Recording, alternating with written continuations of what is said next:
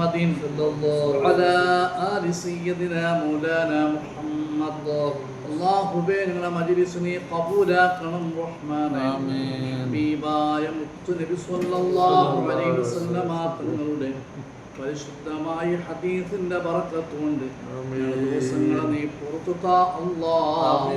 ഹബീബായ മുത്ത് നബി സ്വല്ലല്ലാഹു അലൈഹി വസല്ലം തങ്ങളെ ശഫാഅത്ത് ഞങ്ങളെയും ഞങ്ങളുടെ ഉമ്മ ബാപ്പ ഭാര്യ മക്കള് കുടുംബങ്ങള് നാമുമായി ബന്ധപ്പെട്ട എല്ലാ മുഅ്മിനീങ്ങളെയും മുഅ്മിനാത്തുകളെയും ഹബീബായ മുത്ത് നബി സ്വല്ലല്ലാഹു അലൈഹി വസല്ലം തങ്ങളെ ശഫാഅത്ത് നീ ഒരുമിച്ച് കൂട്ടണേ അല്ലാഹ്.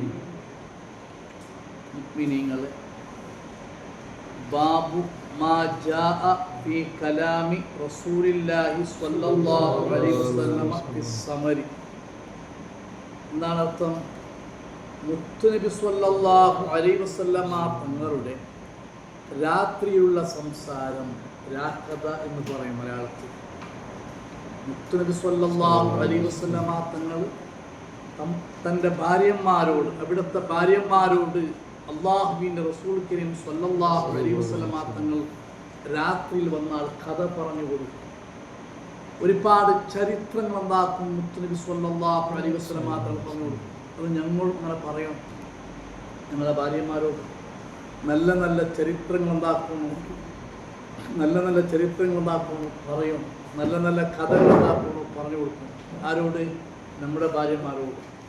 എല്ലാ ദിവസം അല്ലെങ്കിലും ഒരാഴ്ചയിൽ ഒരു പ്രാവശ്യം, അല്ലെങ്കിൽ ഒരു മാസത്തൊരു പ്രാവശ്യമെങ്കിലും സ്വഹാബാക്കളുടെ ചരിത്രം, അമ്പിയാക്കന്മാരുടെ ചരിത്രം, മുൻകഴിഞ്ഞ അത്ഭുതകരമായ ചരിത്രങ്ങൾ പറഞ്ഞു കൊടുത്ത് അവരെന്താക്കണം, ഒന്നും കൂടി അവരെ പൾബ്, അവരെ ദീനിലേക്ക് എന്താക്കി അടുപ്പിച്ചു കൊണ്ടേയിരിക്കണം. മുത്തുനബി സ്വല്ലല്ലാഹു അലൈഹി വസല്ലം തങ്ങൾ അങ്ങനെ ഉമ്മഹാത്തുൽ മുഅ്മിനീങ്ങൾക്ക് എന്താക്കിയിട്ടുണ്ട്, പറഞ്ഞു കൊടുത്തിട്ടുണ്ട്. ആ അധ്യായം വിവരിക്കുന്ന ബാബാണ് ഇന്നത്തെ ബാബ്.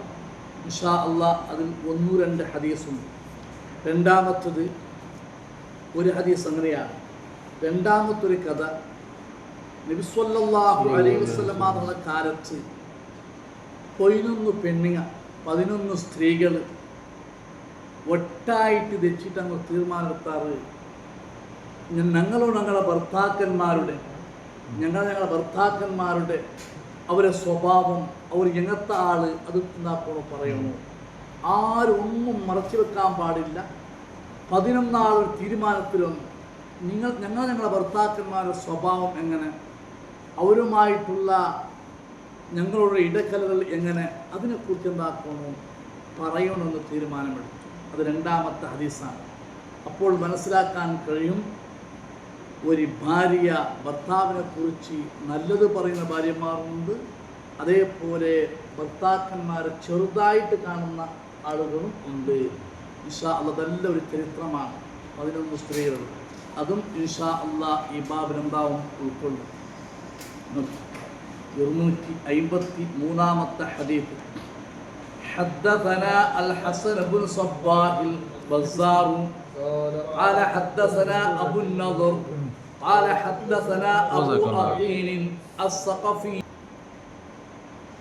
നമുക്ക് ഹദീസ് ഉദ്ധരിച്ചു തരുന്നു. അതായത് حدث رسول الله صلى الله عليه وسلم ذات ليلة نساءه حديثا. മുത്തുനബി സ്വല്ലല്ലാഹു അലൈഹി വസല്ലം തങ്ങൾ ഒരു രാത്രി അവിടുത്തെ ഭാര്യമാർക്ക്, അവിടുത്തെ പെഞ്ഞായിമാർക്ക്, അഥവാ നമ്മുടെ മുഅ്മിനീങ്ങളുടെ ഉമ്മയാകുന്ന ഉമ്മഹാത്തുൽ മുഅ്മിനീങ്ങൾക്ക് കഥകൾ ഇങ്ങനെ പറഞ്ഞു കൊടുക്കും. കഥകളിൽ ബഡായിസല്ല, ബിഡീസല്ല, ഹക്കായ സത്യമായ മുൻകഴിഞ്ഞ അത്ഭുതകരമായ ചരിത്രങ്ങൾ സ്വന്തം അവിടുത്തെ ഭാര്യമാർക്ക് മുത്തുനബി പറഞ്ഞു കൊടുക്കും.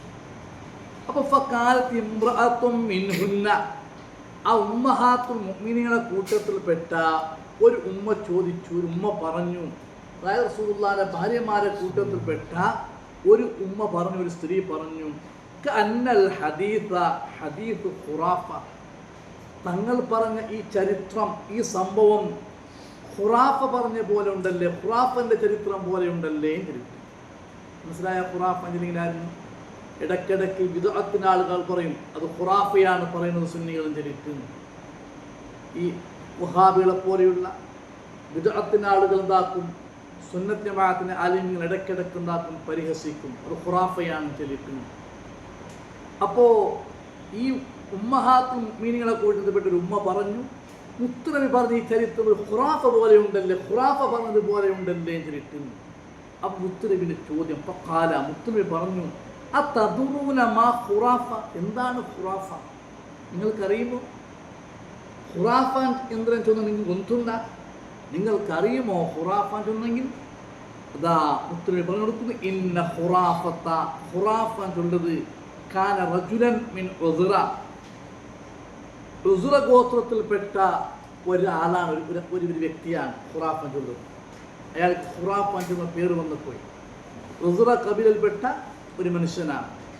എങ്ങനത്തെ മനുഷ്യൻ? അസറത്തുഹുൽ ജിന്നു ഫിൽ ജാഹിലിയ, ജാഹിലിയ കാലത്ത് അവന് ജിന്ന് വന്നിട്ടുണ്ടായി, പിടിച്ചുകൊണ്ടുപോയി, കട്ടുകൊണ്ടുപോയി. നാട്ടിലേക്ക് ജിന്ന് വന്നപ്പോൾ ആ ജിന്നെന്താക്കി, അവനെ പിടിച്ചിട്ട് കൊണ്ടുപോയി. അങ്ങനെ ഫമക്കസ ഫീഹി ദഹ്റൻ, ആ ജിന്നുകളെ കൂട്ടി എത്രയോ സമയം ആ ഖുറാഫൻ ചെന്ന ആൾ താമസിച്ചു, എത്രയോ സമയം. കാരണം അവർ ഒരു താവളത്തിൽ കൊണ്ടുപോയിട്ടുണ്ടാക്കി വന്നിരുന്നു. അങ്ങനെ സുമ്മ റദ്ദൂഹു ഇലൽ ഇൻസി, കുറേ സമയം കഴിഞ്ഞത് പിന്നെ വാപ്പാസ് ഖുറാഫൻ എന്താക്കി തിരിച്ച് നാട്ടിലേക്ക് തന്നെ കൊണ്ടുവന്നിട്ട് അവർ വിട്ടു. അപ്പോൾ ഈ ജിന്നുകളുമായുള്ള സംസാരം, ജിന്നുകളുമായ അത്ഭുതകരമായ ചില വിഷയങ്ങൾ, അതെല്ലാം അവരെ നീക്ക് പോക്ക്, അവരുടെ വരവ് ഇരുത്തം എല്ലാം ആര് കണ്ടറിഞ്ഞു? ഈ ഖുറാഫൻ ചെന്ന ആൾ കണ്ടറിഞ്ഞു. കാരണം ജിന്നുകൾക്ക് കട്ട് കേൾക്കാനും എവിടേക്ക് പോകാനും ഇതെല്ലാം കഴിവ് അല്ലാഹു കൊടുത്തിട്ടുണ്ട്. അപ്പം അതെല്ലാം അവരെ സംസാരങ്ങളും അവർ പറയുന്ന ചരിത്രങ്ങളും അത്ഭുതകരമായ വിഷയങ്ങളും മനസ്സിനെ കൊണ്ട് കഴിയാത്ത എന്തെല്ലാം പണികളും ഇതെല്ലാം ചെയ്യുന്ന ആര് കണ്ടിട്ടുണ്ട്? ഈ വ്യക്തി കണ്ടിട്ടുണ്ട്. അങ്ങനെ ഈ ജിന്നുകളിൽ കണ്ട ആ അത്ഭുതങ്ങളെ പിന്നെ നാട്ടിലേക്ക് വന്നപ്പോൾ അയാൾ പറയാൻ തുടങ്ങി, ജിന്നുകൾ ഇങ്ങനെയാണ്, ജിന്നുകൾ ഇങ്ങനത്തെ കഴിവുകൾ. സുലൈമാൻ നബി ഇസ്ലാമിൻ്റെ ആ സേവകന്മാർ ജിന്നുകളായിരുന്നു. വലിയ വലിയ കല്ലുകൾ വെക്കാനും കൊണ്ടുവരാനും കഴിവുള്ളവരാണ് ജിന്നുകൾ. അപ്പോൾ അവരെ അത്ഭുതങ്ങളെല്ലാം എന്താ പറയാൻ തുടങ്ങി. അപ്പോൾ ഫഖാലന്നാസു, അന്നത്തെ ജനങ്ങൾ പറഞ്ഞു, ഹദീസ് ഖുറാഫ, എന്തെങ്കിലും പറഞ്ഞെങ്കിൽ ഇത് ഖുറാഫ പറഞ്ഞതുപോലെ ഉണ്ടല്ലേ എന്ന് ജനങ്ങൾ പറയാൻ തുടങ്ങി. അപ്പോൾ ഖുറാഫ അല്ലെങ്കിൽ ജിന്നുകൾ കട്ടുകൊണ്ടുപോയിട്ട് അവരെ താവളത്തിൽ അവരെ കൂടെ എത്രയോ താമസിപ്പിച്ചിട്ട് പിന്നെ തിരിച്ച് നാട്ടിലേക്ക് അയച്ച ആളാണ് എന്ന് മുത്തുനബി സ്വല്ലല്ലാഹു അലൈഹി വസല്ലം പറഞ്ഞു. അപ്പോൾ ഇടയ്ക്കിടയ്ക്ക് സുന്നത്ത് ജമാഅത്തിന് എതിരാളികളായ ബിദ്അത്തിന്റെ ആളുകൾ വാദിപ്രതിവാദത്തിന് സംവാദത്തിലൊക്കെ പറയാറുണ്ട്, അത് ഖുറാഫയാണ്, സുന്നികൾക്കുള്ള ഖുറാഫയാണ്. മനസ്സിലായില്ലേ? ഖുറാഫൻ എന്നൊരു വ്യക്തി മുന്നേ ഉണ്ടായിരുന്നു.